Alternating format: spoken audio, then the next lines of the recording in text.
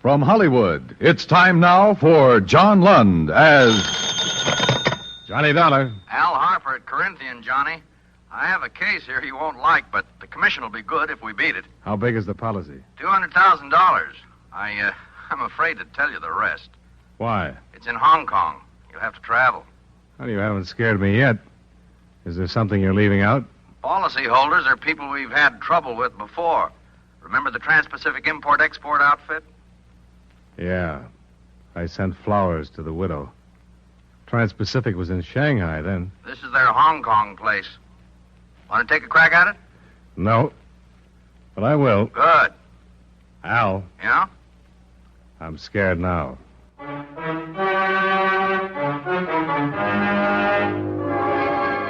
Tonight and every weekday night, John Lund in the transcribed adventures of the man with the action-packed expense account, America's fabulous freelance insurance investigator. Yours truly, Johnny Dollar.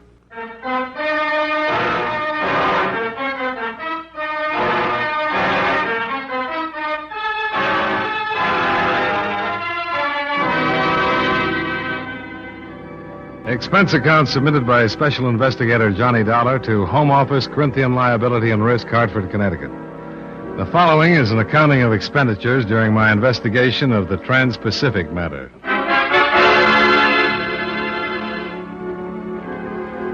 I found Hong Kong to be a city without simplicity, burdened with the tragic complexities of war. To fill the smallest want is a difficult and almost always expensive task. There's a shortage of everything: food, water, help, places to live. Both the island and the city of Kowloon on the mainland burst with thousands of refugees who have moved from the interior. Over the bobbing head of my rickshaw boy, I watched many of them lining the streets, wailing for alms, as we made our way to the offices of the American consulate.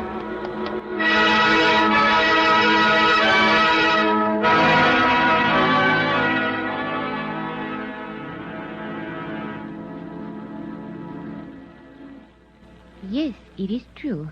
Life is very difficult here. Where are they all going? Many of them do not know. Where is there for them to go? What do they do? How do they stay alive? Many of them do not. It is not like this in your America? No. Has it ever been? Well, there was a civil war once. The books I've read say that at times it was pretty bad. But not like this. Never. Yes, Mr. Grover. Louisa, would you ask Mr. Dollar to step in, please? Yes, sir.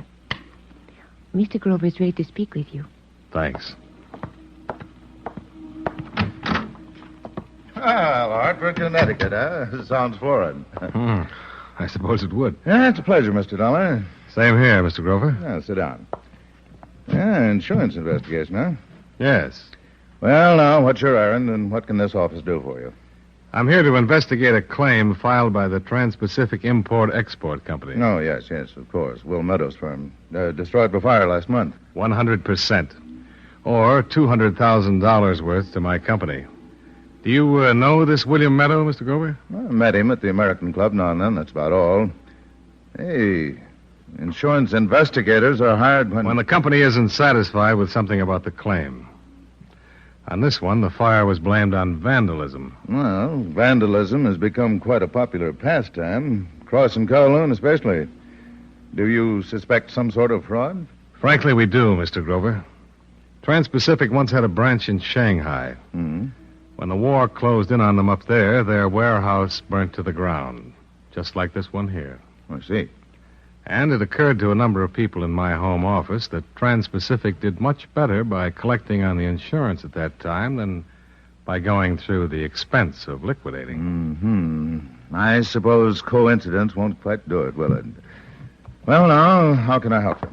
Well, I'd appreciate some phone calls or letters that would give me some support from the fire department, the police. Mm-hmm. I don't suppose my problem seems very important out here. We're just thinking that very thing. It's always the case, Mr. Dollar. On the fringe of war, very few individual problems seem very important.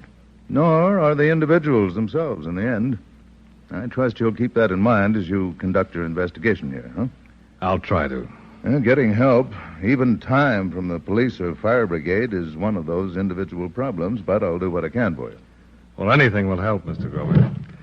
I won't take up any more of your time. Hey, elections must have been quite exciting back home, huh? Oh, yes, they were. I miss that part of home very much. Oh, be sure to leave your number with my girl. I'll let you know about the official assistance. Well, I came right here from the airport. I don't have a number yet. Oh, well. Pretty tough? Yes. As a matter of fact, almost impossible. The Occidental places are always filled. I'll tell you. You speak with my receptionist, Miss Vedras. Vedras? Yes, her father's half Portuguese. He might have accommodations. She's a charming girl. They're nice people. Good. I'll ask her. And thanks again. Mr. Dollar, just a matter of interest. Yes? The case of the Trans-Pacific import in Shanghai. You say your company was forced to meet the claim there? That's right. Was it investigated? The investigator they sent over was killed before he could build a case. Oh. They blamed his death on war conditions, too. They said he was robbed and knifed by starving refugees. Nobody had time to dig up the truth.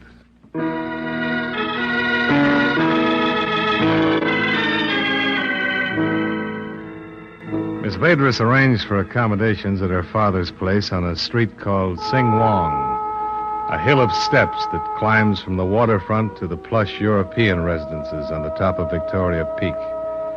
I had a room that looked out on an alley. There was an iron bed, a chair, and a pitcher of water on a bamboo table.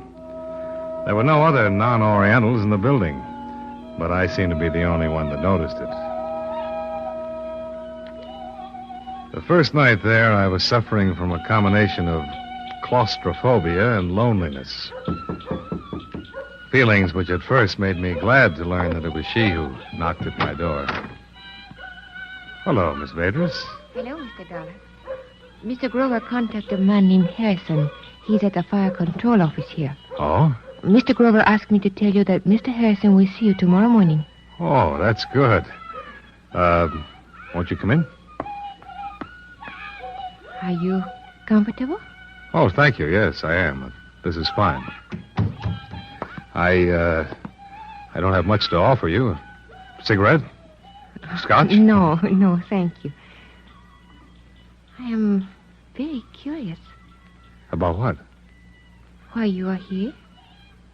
Business, if that's what you mean. It's better kept confidential right now. Is there danger in this business? Why do you ask that? Because you are followed here and you are being watched. How do you know? Oh, I know Sing Wong Street. I have seen this man, but not here. Where is he? Perhaps you can see him from the window. Wait a minute. You tell me where he is. I'll look. The shop on the other side. There are boxes piled near the door. Yeah. You say you've seen him. Where? I cannot remember that. I have just seen him. Uh-huh. Well, no need to worry. There won't be any trouble here. You seem sure of that. I have the advantage right now. He doesn't know that I know he's there. Well, thanks for telling me about him. Perhaps you know who he is. No. I didn't think anybody knew I was in town. You will let this go on, the watching? Not much choice. But let's talk about something else, huh? What's that music? Oh, that is love song. Two lonely people who meet near a river. Oh.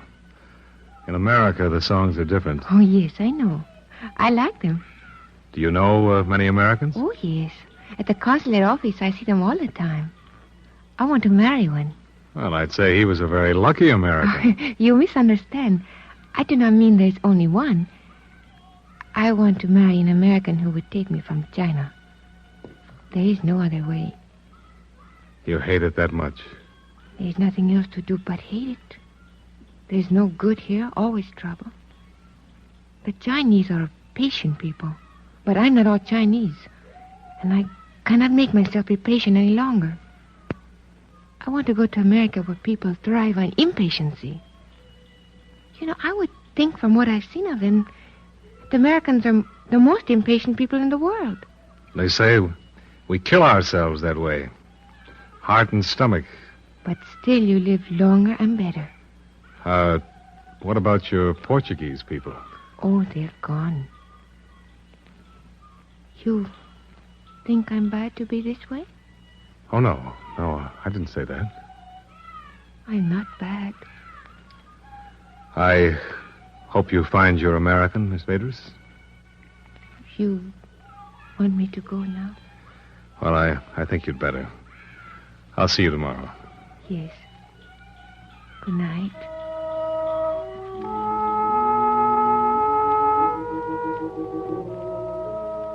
Three things interfered with sleep that night.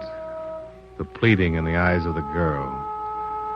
The smells and sounds that drifted into my room from the restless, crowded city. And the watcher, who was still at his station across the street when I turned out my light.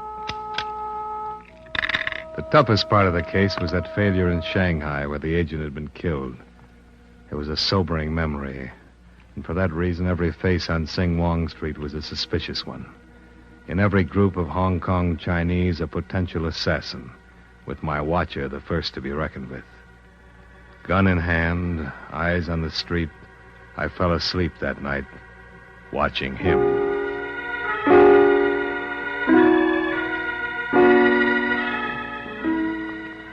The next morning, there was a different man in his place. I was followed to the office of Harrison, the chief of the fire brigade, who, it developed, couldn't see me after all. So, with the morning on my hands, I decided to talk to William Meadow, the head of Trans-Pacific.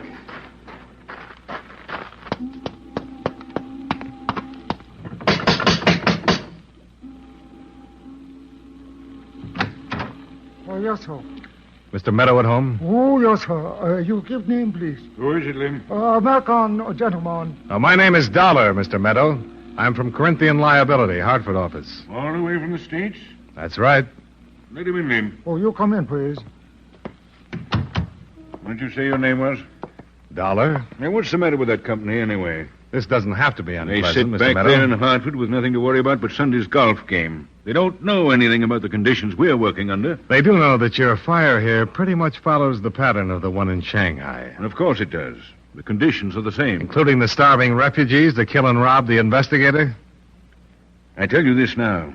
Careless people are dying here every day. It can happen pretty easy. Now, say what you have to say to me and get out of here. It's very little, Mr. Meadow. I came here mainly to get my reaction to you. I have. You jumped to the conclusion that you were under suspicion before I got through that door. You're on the defensive, so you must have a reason to be. Show him out, Oh, Lim. you come now, Mr. Dollar. Wait. More important, you're having me followed. So you must be afraid of Please, me. Mr. Dollar. Hold on. I'm not afraid of you, Dollar, or what you can find, or what you might try to do. Corinthian liability means no more to me than a bill I authorized payment on at the beginning of the year. My firm burned down here, and that dandy little company of yours is going to pay the claim. True, I don't like you snooping around. I don't like you coming here to my house like this. And you know it. No man would. That's the biggest parcel of information you'll ever get from me. Then I'll go elsewhere. Good idea. Have your dreams, Dollar, but have them someplace else. Go snoop through the ashes. They're cold, mainly. Just get out of here. Oh, now, Mr. Dollar, please. I can find the door.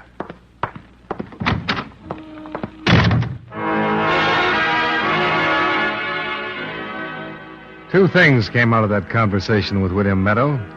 One, a reasonable platform to build a suspicion on. Two, a veiled threat in his reference to the agent who had been killed in Shanghai. Let me elaborate on that. Most all of what Meadows was saying to me was, this is my town and I run things. Anybody who gets in my way can get hurt. It was a real nice situation, all right. I'd been threatened, and I was being followed.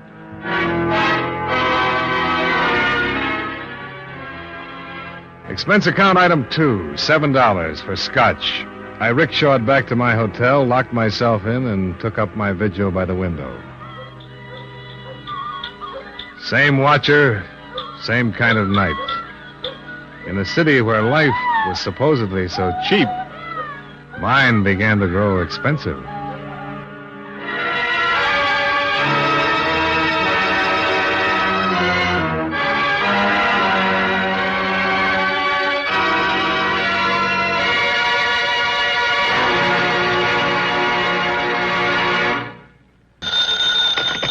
Johnny Dollar. This is Grover, American Consulate.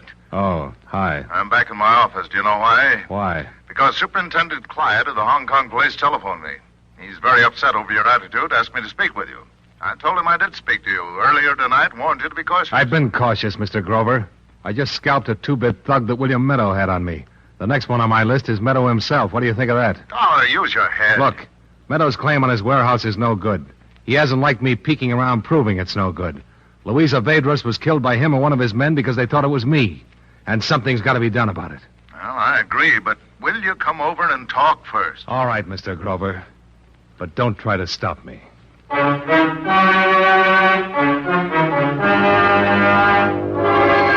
Tonight and every weekday night, John Lund in the transcribed adventures of the man with the action-packed expense account, America's fabulous freelance insurance investigator. Yours truly, Johnny Dollar.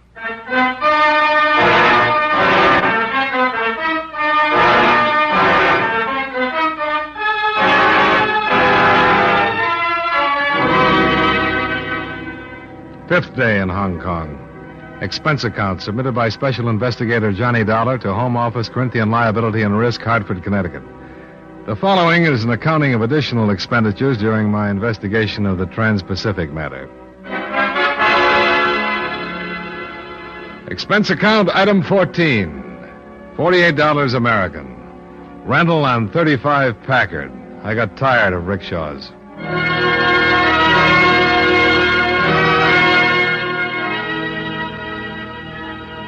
But I had a hard time driving through the Hong Kong streets. Anybody would. They were still jammed with humanity. Humanity on the verge of panic. Humanity living on the edge of a war. Only thing I could say for that Packard was that the horn worked beautifully, and hardly anybody paid any attention to it. Took me an hour to get to Grover's office.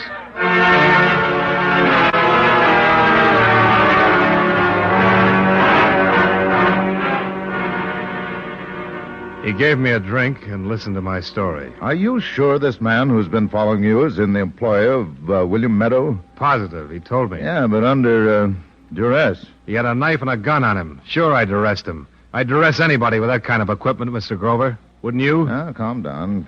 You got a point, boy. Here, have another. Thanks. Now, what about Meadow? You say you're going after him. What do you mean? Just that. I'm going to get him. Yeah, you said that. But let me ask you something else. Is it for your insurance company or because of Louisa's death? This is for my own information, Dollar. Louisa and I got to know each other pretty well during the first 3 days I was here. I don't quite know how it happened. This has been a bad job for the nerves, with my mind on what happened to the man in Shanghai and all. Mm-hmm. She got me the room at her father's hotel.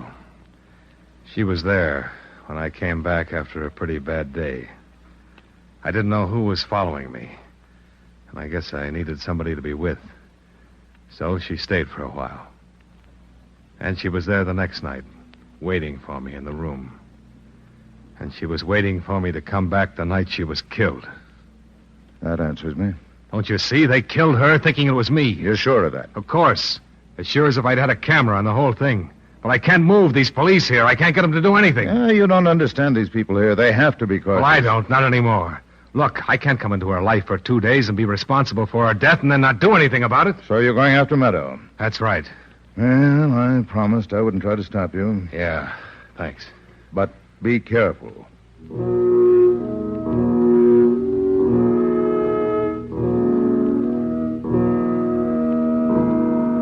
I'm glad he didn't say cautious. I had a big hate on for the word when I crawled back into the rented Packard and headed toward the south part of town where Meadow lived.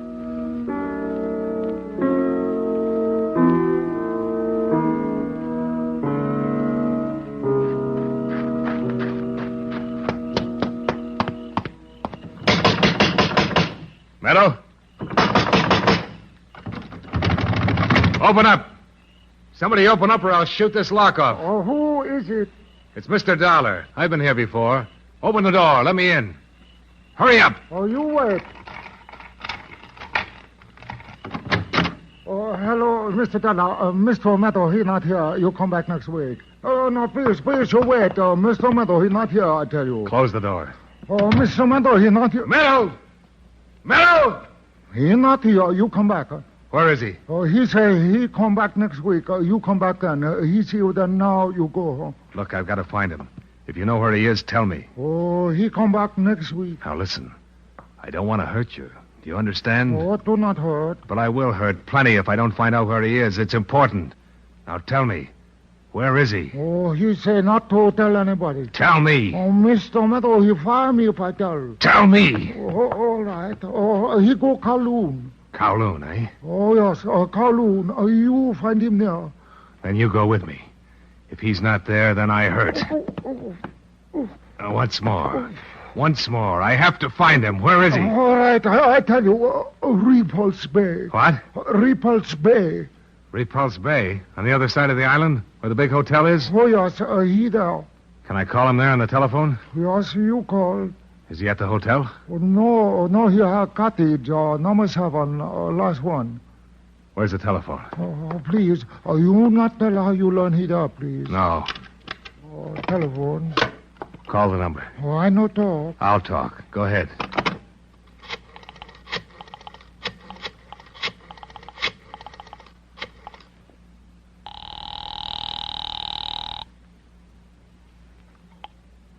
Repulse Bay Hotel? Oh, Mr. Meadow Cottage, please. Okay. Give it to me. Hello? Hello? Hello? Oh, you see, I tell truth, he there. You did fine. Oh, you go see? Yeah. You no tell. No, I won't tell. But it won't make any difference anymore. Oh, no understand, Mr. Dollar. You will. Hong Kong Police Department. I want to talk to the superintendent. Yes, sir. Hold on. Superintendent Clyde here. Will you believe a confession from William Meadow? Oh?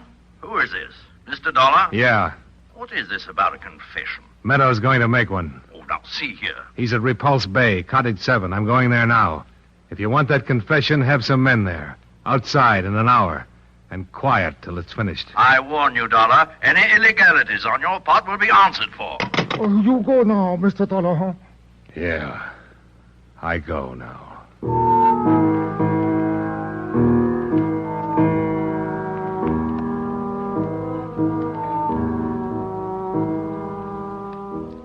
The Packard got me there in 40 minutes.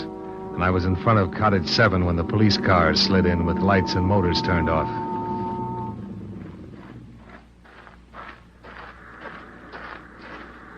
Dollar? Yeah.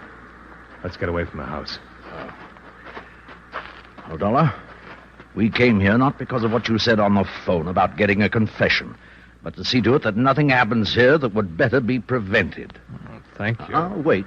Now, I have no reason to arrest you right now, but I will, and I mean it, if you do anything out of line. Well, then keep an eye on me. You're a hot-headed, impetuous man. My department and I have stood for all of the insults and badgering we will from you. I thought Mr. Grover made that clear to you. Mr. Grover told me you had to be cautious. And we do. Your case against William Meadow is nothing but notarized statements from people who could have said most anything. Well, your accusations as regards the murder of that poor girl bear consideration, but they also are very inconclusive. But you haven't done anything about either. We do things our way, Mr. Dollar, in spite of your insurance company. There is no case against him. Then why did he have me followed? Oh, did he? Some pug who was waiting for a chance at me. I shook him down 2 hours ago and found out Meadow hired him. Well, that doesn't seem reasonable, Dollar. In light of what you said previously, if Meadow assumed you were the one shot behind the screen in your hotel room instead of the girl. No, it doesn't, except he found out the wrong person was killed. Doesn't any of this mean anything to you people? Well, we'd have to interview the man you shook down. Where is he? In an alley on Sing Wong, for all I know. I left him cold. Well, Dollar, make your play. What? We'll back you up. Go ahead. All of us seem to be flying blind. This might flush out some truth. I don't understand. I checked on you as investigator quite thoroughly. You have a reputation in your United States, an enviable one. I can't disregard that. Very well. We'll wait here and do what you can. Well, you put up a lot of fights, Superintendent. So do you. Good luck.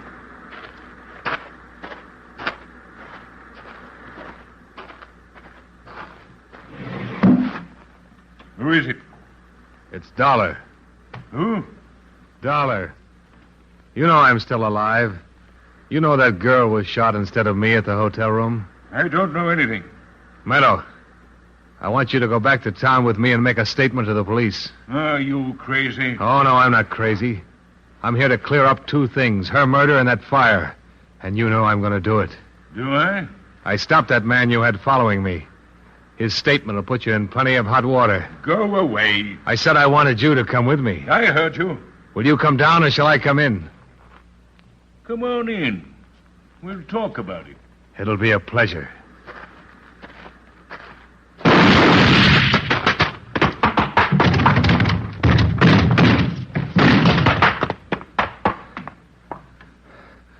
Meadow? Meadow?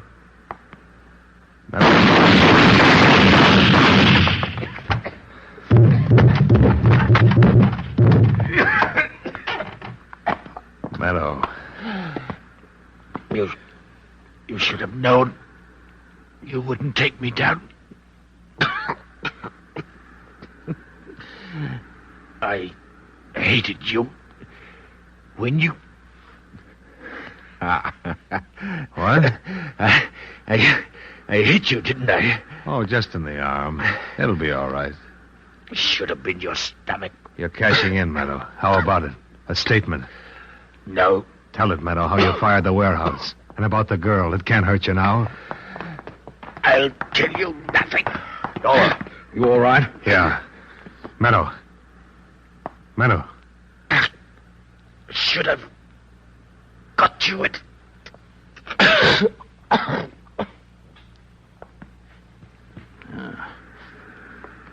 All right, Dollar. You better have that arm taken care of.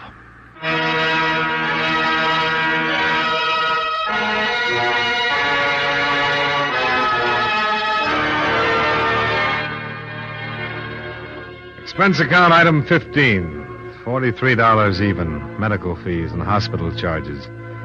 I don't suppose it could be called hewing to the niceties of jurisprudence, since Meadow was dead and he refused before dying to speak or write his confession. But there were 2 police carloads of expert witnesses who took the fact that he had opened fire as an acceptable admission of guilt for the crimes accused. The same thing cleared me legally on the grounds of self-defense. I'd hoped it would clear my mind, but it hasn't. Louisa Vedras is still there. I guess she always will be.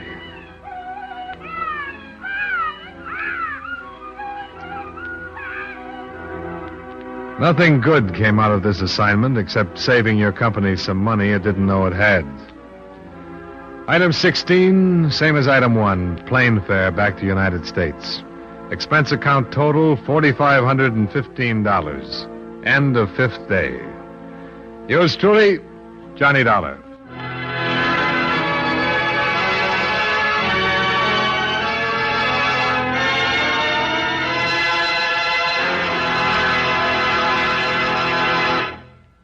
Yours truly, Johnny Dollar, stars John Lund in the title role and was written by E. Jack Newman with music by Eddie Dunstetter.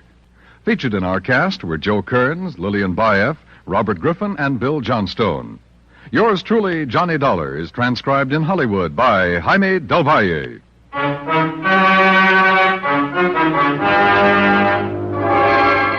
This is Dan Cubberly, inviting you to join us next Monday when John Lund appears as... Yours truly, Johnny Dollar.